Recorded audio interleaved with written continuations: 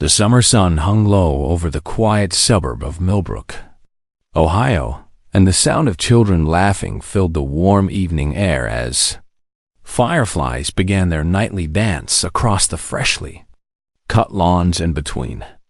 The old oak trees that lined every street in the neighborhood Princess Valera of the Kethvari Empire sat on the back porch of a small white house, her legs dangling over the edge as she watched the tiny lights blink in and out of existence. And she wondered if her people back home had anything as beautiful as these strange glowing insects that seemed to carry pieces of fallen stars in their bodies. She was 12 years old, though by Kethvari standards, she was barely past infancy, and she had spent the last 4 years of her life pretending to be something she was nother. Father, Emperor Thalox, had brought their family to Earth as part of a diplomatic mission during the fragile peace between their two species. And he had insisted that Valera learn to understand humans by living among them, by attending their schools and eating their food and making their strange gestures of friendship. The holographic disguise she wore made her look like any other human girl, hiding her pale blue skin and the delicate ridges that ran along her temples, transforming her silver eyes into ordinary brown ones and her pointed ears into rounded human shapes. She hated the disguise at first, hated the way it made her feel like a lie wrapped in skin. But then she met Danny Cole. "Hey, V, catch." A baseball came flying through the air, and Valera reached up instinctively, a reflex is far faster than any human child her apparent age, and she snatched it from the sky with one hand before realizing she should have fumbled it. Should have let it bounce off her fingers like a normal girl would. Danny just laughed, his messy brown hair falling into his eyes as he jogged across the yard toward her.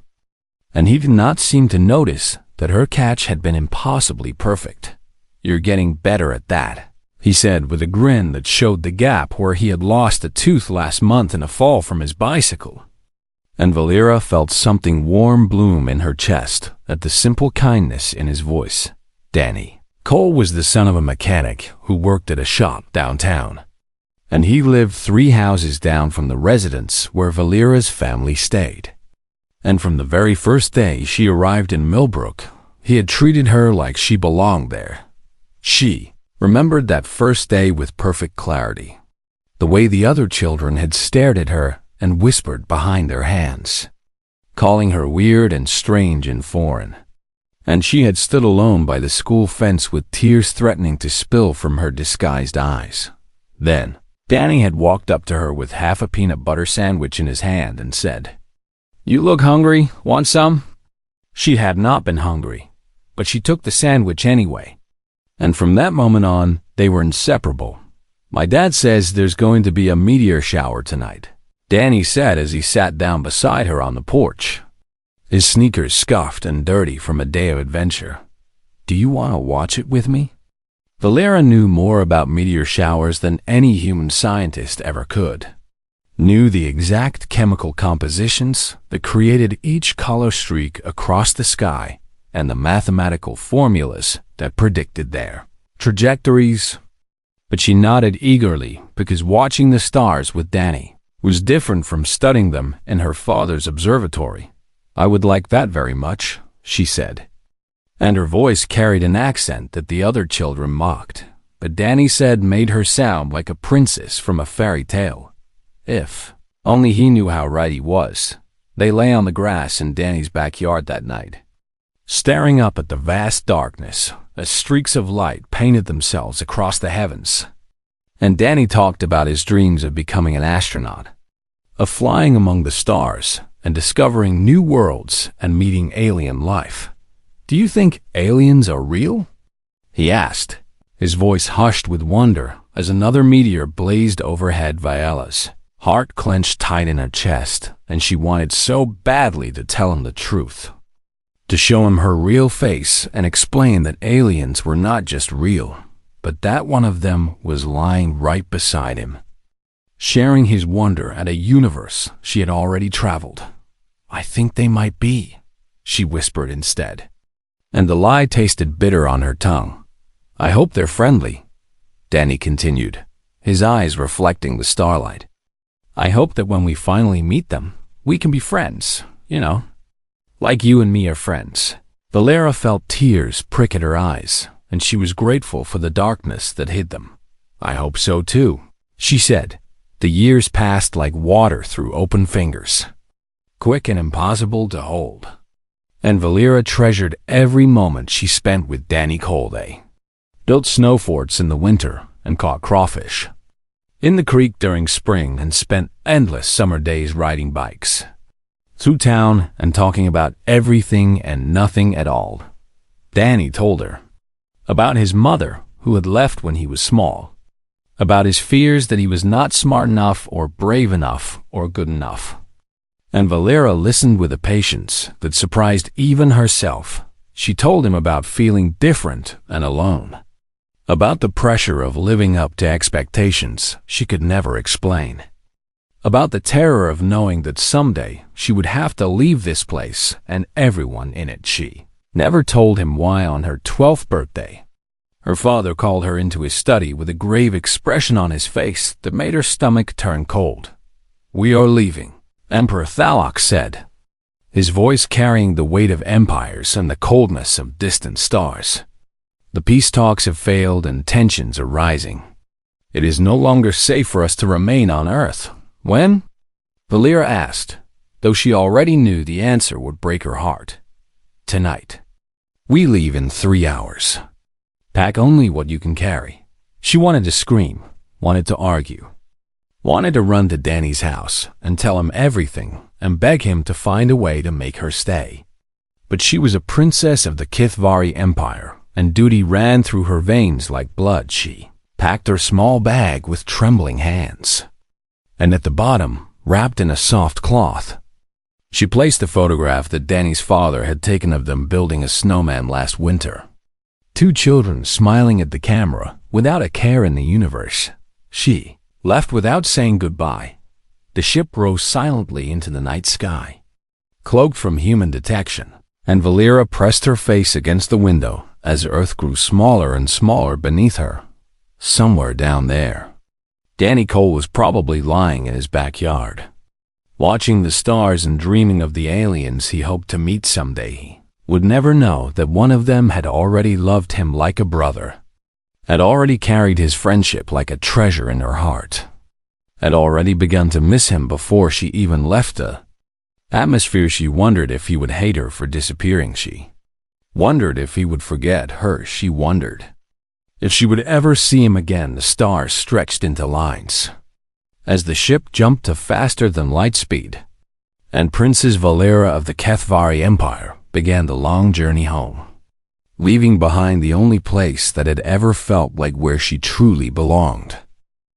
20 years had passed since the night Valera left Earth, and the universe had changed in ways that neither she nor Danny could have ever imagined when they were children catching fireflies in a small Ohio town. The cold peace between the Kethvari Empire and humanity had shattered 3 years ago when Emperor Thalok decided that the time had come to claim Earth and all its colonies for the Dominion. And what was supposed to be a swift and simple conquest had become something far more terrible. Princess Valera sat in the War Council chamber on her homeworld, surrounded by generals and admirals who wore their medals like shields against the bad news they carried. And she listened as report after report painted a picture of disaster. "The humans refused to surrender," General Korath said, his voice heavy with disbelief and something that might have been fear. "We destroyed their capital cities. We burned their colonies. We killed millions of their people. And still they fight. They are like insects," Admiral Vexton added, his clawed hands gripping the edge of the strategy table. "You crush one and 10 more appear in its place. They build weapons from scraps. They turn mining ships into warships. They fight with tools and rocks when their ammunition runs out." Emperor Thalok slammed his fist against his throne, and the sound echoed through the chamber like thunder. "They are primitives," he snarled. They should have fallen within weeks. What excuse do you bring me for this failure? Valera watched her father with eyes that had grown cold over the years. And she remembered the man who had once told her to learn from humans, to understand them, to see their potential now. He wanted to exterminate them like vermin. And she could not decide if he had changed, or if she had simply never truly known him at all. There is another matter, General Karth said, and his voice dropped lower as if he was afraid to speak the words. A human commander has emerged who seems to be coordinating their resistance. He has become a symbol to their people and a nightmare to ours. He pressed a button and a holographic image appeared above the table, showing a human male in military uniform with eyes that burned with determination and scars that told stories of battles survived. Commander Daniel Cole of the Terran Resistance Fleet. The general continued. He rose from the rank of private to lead their most effective strike force in just 3 years. His tactics are unpredictable and devastating. He has destroyed 12 of our capital ships, liberated 4 colonies we had already conquered, and last month he led the assault that destroyed our primary shipyard at HFY Prime. Valera felt the world tilt beneath her feet as she stared at the image floating before her. The face was older now, hardened by war and scarred by violence, but she would have known those eyes anywhere, would have recognized that stubborn set of his jaw even. After 1,000 years, Danny Cole, the boy who had shared his sandwich with a lonely alien girl, had become the most feared warrior in the galaxy. He killed my nephews, Emperor Thalox hissed, his eyes burning with hatred. I want his head. I want his body displayed in the central plaza. I want his name erased from history. We have placed a bounty of 10 billion credits on his capture, Admiral Vexton said. Every hunter in the galaxy is searching for him, and what has that accomplished? The Emperor demanded the Admiral lower his gaze in shame. Commander Cole responded to our bounty by broadcasting a message across all Dominion frequencies, he admitted. He said 3 words, "Come and take it." The council erupted in outraged shouting. But Valera heard none of it. She was thinking of summer evenings and fireflies, of a boy who dreamed of meeting aliens and hoping they would be friends, of a girl who left without saying goodbye and broke both their hearts. What had the universe done to her gentle friend to turn him into this? She requested access to the intelligence files on Commander Cole that night, claiming she wanted to study human psychology to better understand their resistance. And no one questioned the princess who had lived among the enemy. The files told a story that made her soul ache with guilt and grief. Danny had waited for her to come back for months after she vanished. He had searched the neighborhood asking everyone if they knew where she had gone, if her family had left a forwarding address. If anyone had heard anything at all, no one had answers because no one had known the truth. He stopped searching eventually. But the neighbors said he was never quite the same. Quieter and sadder and prone to staring at the sky, as if he was looking for something he had lost among the stars. He joined the Terran Defense Force at 18. Just months before the first HFY warships appeared in Earth's solar system. He was there when the bombs fell on Cleveland, when the city burned and 3 million people died in a single night. His mother had moved back to Cleveland 2 years before the war. She was among the dead. The files showed his service record after that, a litany of battles and promotions and medals earned through courage that bordered on madness. And Valera read every word with tears streaming down her face. He had become exactly what he always dreamed of being, a man who traveled among the stars and met alien life. But the meeting had not been friendship, it had been war, and she knew, with a certainty that cut like a knife, that her silence and her departure had played a part in creating the warrior who now terrorized her people. If she had told him the truth all those years ago, would things be different? If she had said goodbye, would he have understood? If she had found a way to stay, could she have prevented this? The questions haunted her like ghosts, and she had no answers for any of them. She kept the intelligence files, hidden in her private quarters, and she updated them regularly, tracking Danny's movements across the galaxy as he won battle after battle. As he became a legend to his people and a monster to her, she told no one what she knew. She told no one that the demon who haunted the Dominion's nightmares was the same boy who had once told her she was his best friend in the whole universe. And late at night, when the palace was quiet and the stars shone cold through her window, she would take out the old photograph of two children building a snowman, and she would whisper words that no one could hear. "I'm sorry, Danny," she would say. "I'm so sorry for everything." But sorry could not stop the war. Sorry could not bring back the dead. Sorry could not undo 20 years of silence and loss and pain. And somewhere across the vast darkness of space, Commander Daniel Cole was preparing his next assault, driven by grief and rage and the memory of everyone he had lost, never knowing that the alien princess he had once loved like a sister was watching his every move and weeping for the boy he used to be.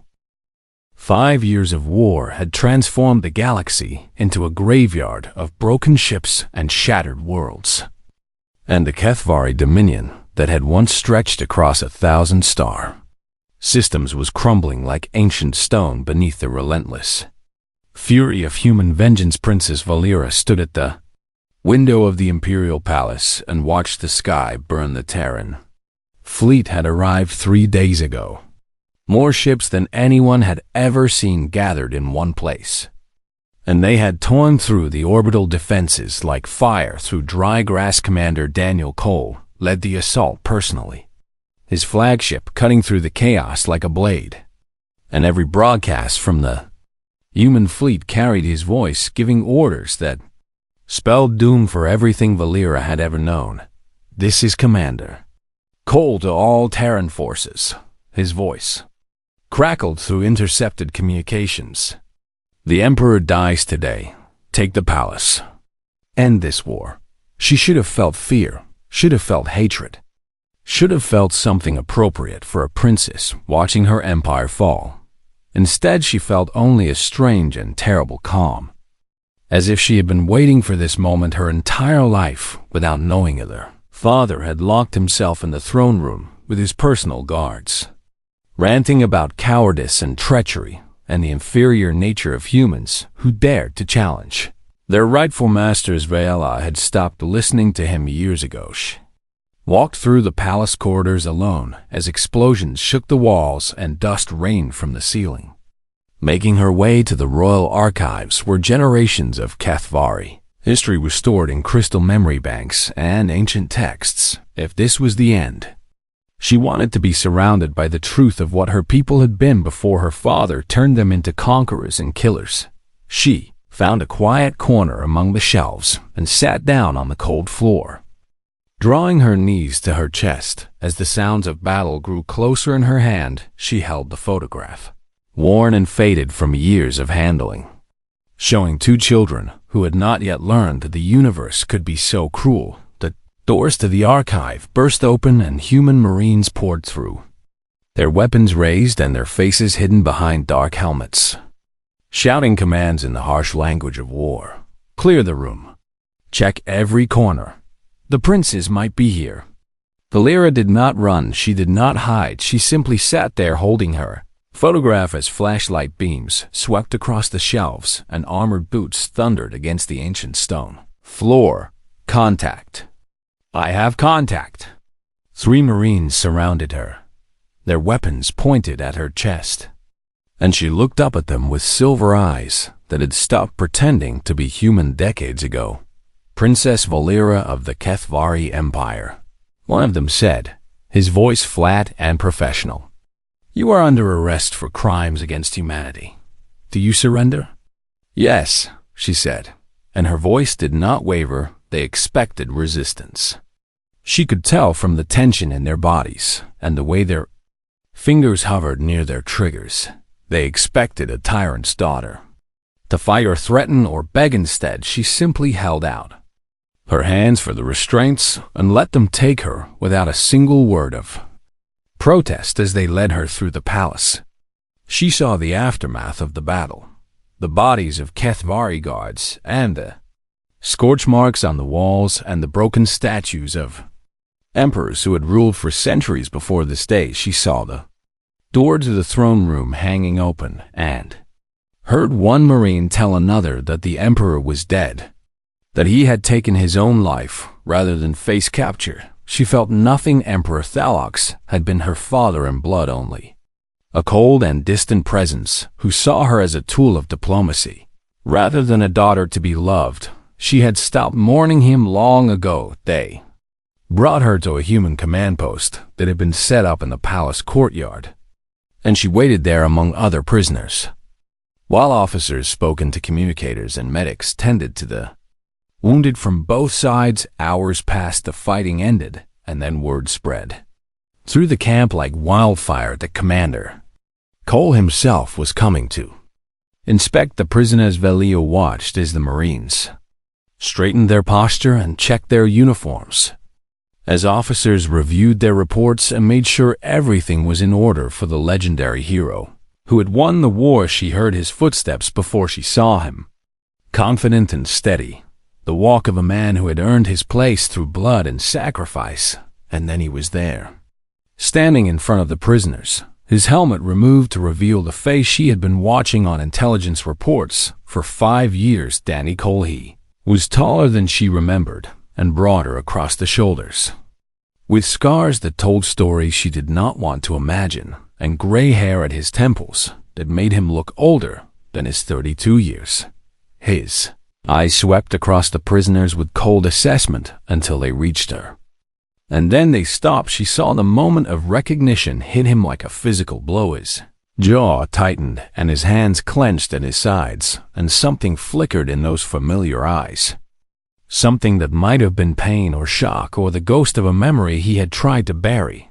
"Clear the area," he said, and his voice was rough. "I need to speak with this prisoner alone." The Marines obeyed without question, moving away to give them privacy, and Danny stood there staring at her as if he was seeing a ghost. "Hello, Danny," she said softly. He flinched at the sound of his name on her lips. "V," he breathed, and the childhood nickname hung in the air between them like a bridge across 20 years of silence. "It's really you." She held up the photograph, the one she had carried across the galaxy and through a war that had killed billions. "I never forgot," she said. He looked at the image of 2 children building a snowman, and something in his face cracked, and for just a moment he was not Commander Cole, the war hero, but Danny, the boy who had given half his sandwich to a girl who looked lonely. "Neither did I," he whispered. Then the walls came back up and his vow expression hardened, and he was the commander again, the man who had to decide the fate of a conquered empire, and the princess who represented everything he had fought against. "The provisional government wants peace talks," he said, his voice carefully controlled. "They want a representative from your people to negotiate terms, someone with authority to speak for the HFY, and you want me to be that representative." Valera said. "I want to understand," he replied, and his voice cracked just slightly. "I want to know why you left.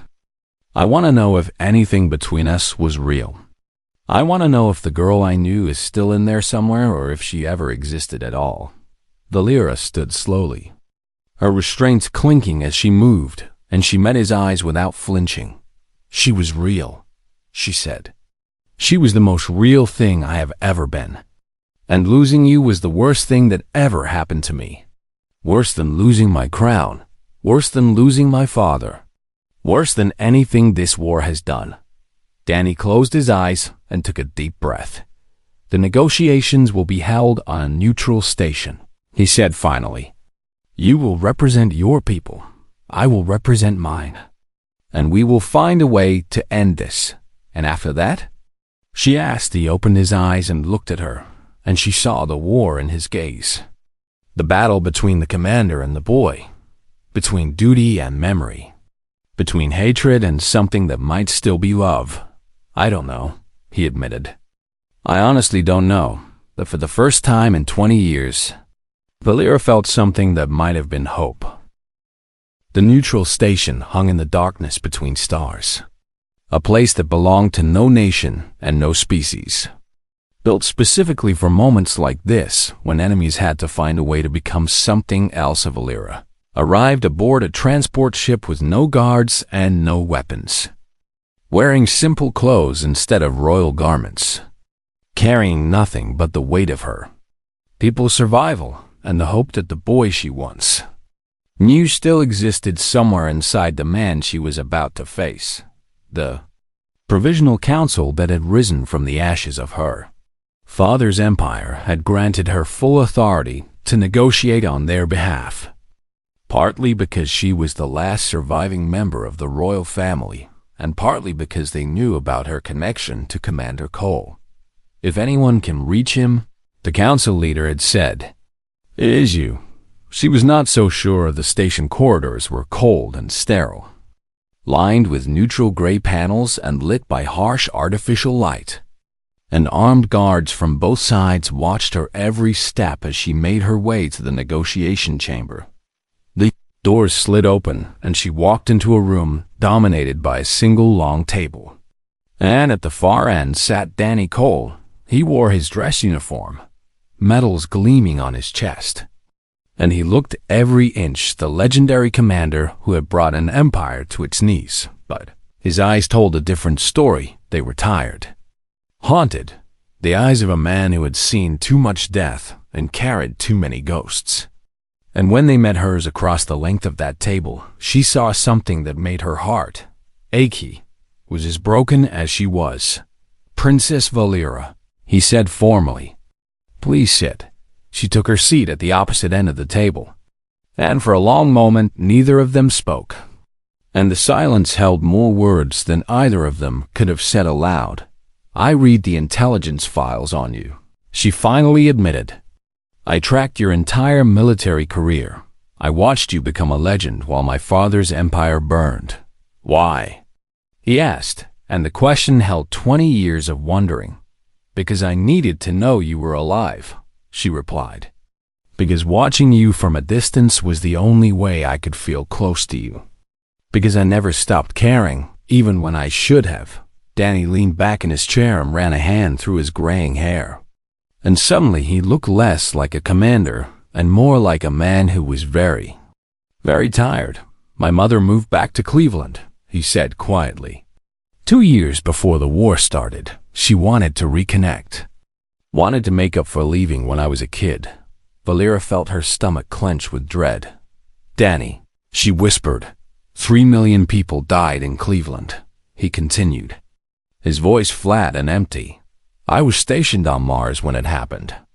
I watched the broadcast footage, and I couldn't even go back to bury her because there was nothing left to bury. Tears spilled down Valera's cheeks, and she did not try to stop them.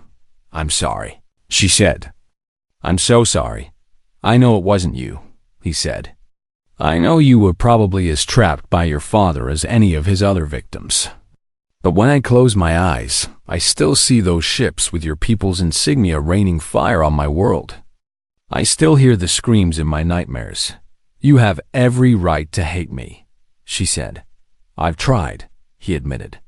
Believe me, I've tried. It would be so much easier if I could hate you. If I could look at you and see just another alien enemy instead of the girl who used to catch fireflies with me in my backyard. He stood abruptly and walked to the window, staring out at the stars that had once filled both their childhood dreams. 6 months ago, intelligence found the records of your father's diplomatic mission to Earth, he said. They matched the timeline to when you were living in Millbrook. They matched your biological profile to the residual traces left in your old house. He turned to face her. I knew it was you before I ever stormed that palace. I knew the princess I was coming to capture was the same girl who disappeared from my life without a single word of explanation. And you still came, she said. I almost didn't, he confessed. 3 times I nearly called off the assault. 3 times I nearly threw away everything I'd fought for because some part of me couldn't stand the thought of hurting you. What changed your mind? 11 billion people, he said, and his voice cracked with grief. That's how many humans died in this war. 11 billion people who will never see their families again, who will never fall in love or have children or grow old. 11 billion lives ended because your father wanted more territory. He walked back to the table and sat down heavily. I couldn't let them down, he said. I couldn't let my mother down. I couldn't let every soldier who ever followed me down, no matter how much it hurt. I had to finish what we started. You did the right thing, Valera said softly. Then why does it feel so wrong? She reached across the table, and for a moment she hesitated, unsure if the gesture would be welcome. And then she placed her hand over his. He did not pull away, because you are still the same kind boy who shared his sandwich with a lonely girl, she said. Because winning a war does not mean you have to become a monster. Because feeling pain for your enemies is what makes you human. He looked at their hands, her pale blue skin against his scarred and weathered flesh, and something in his expression softened. Tell me why you left without saying goodbye, he said. I need to understand. So she told him everything she told him about her father's orders and the 3 hours she had to pack. About the duty that ran through her veins like blood and the crown that weighed on her head. Even as a child, she told him about the centuries of tradition that demanded obedience. About the fear that her father would hurt him if he knew how much she cared. About the cowardice that made her run instead of fight. She told him about the photograph she had carried for 20 years and the nights she spent crying over a friendship she had destroyed. With her silence and Danny listened. He listened without judgment or anger. And when she finished, he was quiet for a long time. You were 12 years old, he finally said. You were a child caught in something bigger than yourself. You did what you thought you had to do. I should have found a way, she insisted. Maybe, he agreed. But maybe I should have looked harder for answers instead of accepting that you were just gone. Maybe we both made mistakes we can never undo. He squeezed her hand gently. The question now is what we do with the future, he said. Your people are defeated, but they don't have to be destroyed. We can build something better from the ashes if we're willing to try. Is that what you want? She asked. I want the killing to stop, he said. I want to find a way to live with what I've done. I want to believe that all those deaths meant something, that they bought a peace that will last. He paused, and I want to know if we can find our way back to each other. Not as princess and commander, not as enemies or allies, but as the friends we used to be. Valera felt tears threatening again. But this time, they were not tears of grief. I would like that, she said. I would like that very much. The negotiations lasted 3 weeks. And what emerged from that cold conference room was not merely a treaty, but a blueprint for a new kind of future Riviera, worked alongside Danny through countless hours of discussion and debate, hammering out terms that would satisfy the human government's demands for justice, while still offering the Kethvari people a path toward redemption. The Dominion would be dissolved. Its member worlds granted the freedom to choose their own destinies, some joining the Terran Alliance and others forming independent governments, and still others simply wanting to be left alone to heal war criminals would face trials. And Valera herself agreed to testify against the generals and admirals who had carried out her father's orders, holding nothing back even when it meant condemning people she had known her entire life. In return, the civilian population would receive humanitarian aid and reconstruction assistance, and those who had opposed the war from within would be given the chance to help build something better. It was not a perfect agreement, but it was a beginning. On the day the treaty was signed, Danny stood before a crowd of journalists and diplomats and announced that he was resigning his commission. The war is over, he said, his voice carrying across the assembly hall. I became a soldier because my people needed someone to fight for them. But fighting is all I've done for 5 years. and I've forgotten how to do anything else." He paused and looked out at the faces watching him. Human and alien alike.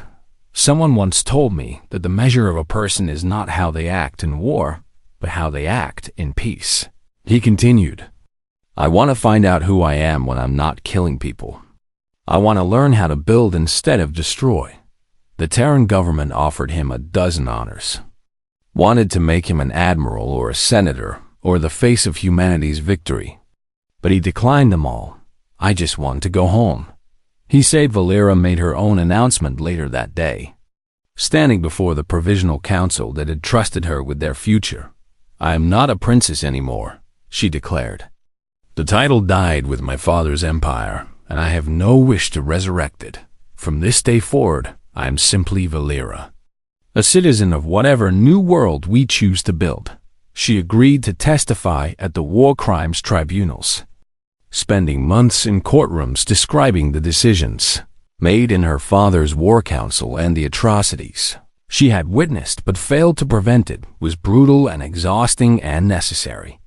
And when it was over, she felt lighter than she had in years, as if the truth had finally set her free from the chains of her blood. 6 months after the treaty was signed, Valera traveled to Earth for the first time since she was a child. The planet was recovering, cities being rebuilt and farmland being replanted, and people slowly remembering how to smile. But the scars of war were still visible everywhere.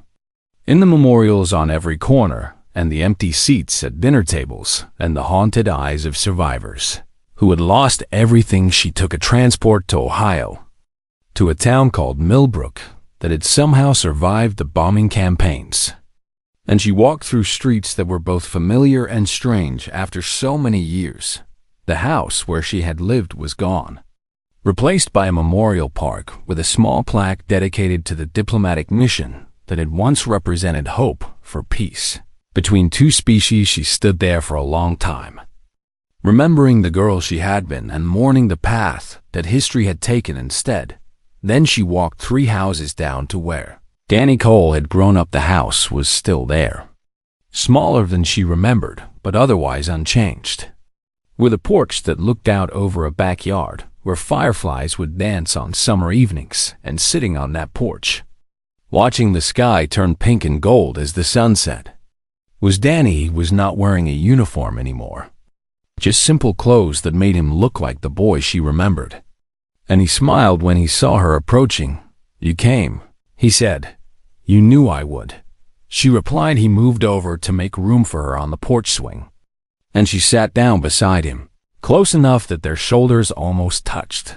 "I've been volunteering at the Veterans Hospital," he said, talking to soldiers who are struggling to adjust, trying to help them find their way back to normal life.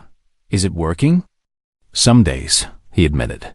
"Other days I feel like I'm drowning in memories, and nothing I do makes any difference." "That's more than most people would do," she said. "It's not enough," he replied. "It will never be enough, but I have to try."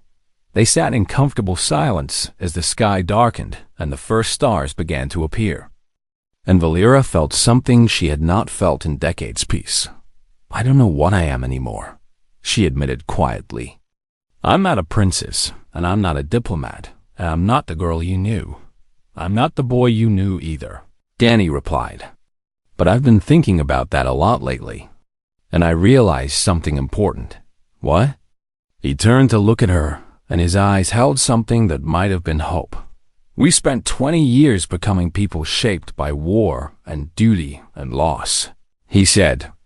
"But that doesn't mean we have to stay those people forever. We have a chance to choose who we want to be now. And I think I'd like to find out what that looks like, together." She asked. "If you want," he said. "I know I have no right to ask anything from you, not after everything that happened. But I spent half my life missing you, and I don't want to waste whatever time we have left." Valera felt tears prick at her eyes.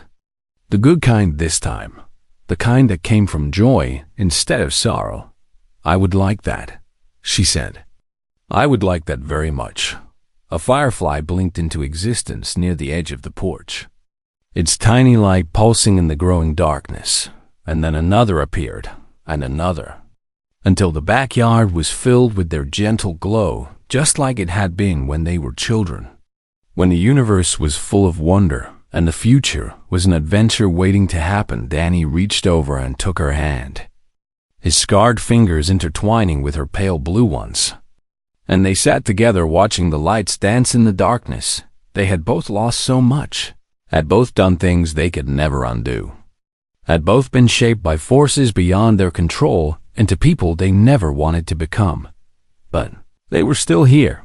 They were still alive, and for the first time in 20 years, neither of them felt alone.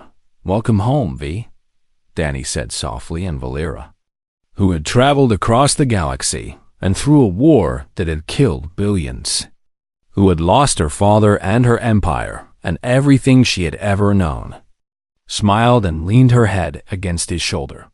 "It's good to be back," she whispered.